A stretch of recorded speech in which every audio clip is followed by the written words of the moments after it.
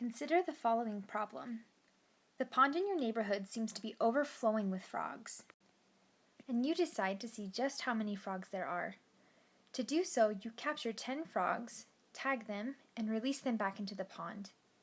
A week later, you return and recapture 10 more frogs. Of those frogs, 2 are tagged. Using this information, approximately how many frogs are in the pond?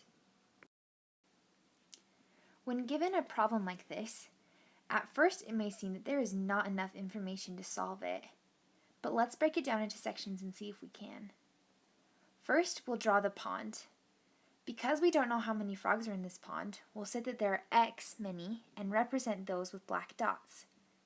The first time you come to the pond, you capture and tag the first 10 frogs you see. We'll say it's these 10. After they're released and a week has gone by, what will happen to these 10 tagged frogs? They will disperse and evenly distribute themselves throughout the pond.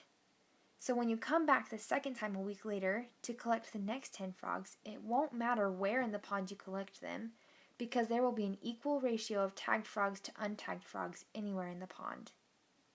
You find that out of the 10 frogs you collect this time, 2 are tagged. So how is this related to the total number of frogs in the pond? This is where proportional reasoning comes in. The first time you come, you tag 10 out of X frogs.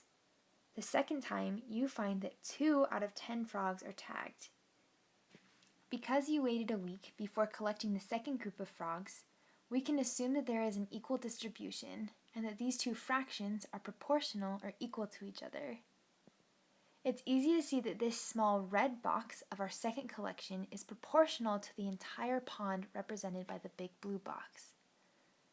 Now that we know that the two are equal, we can solve for X.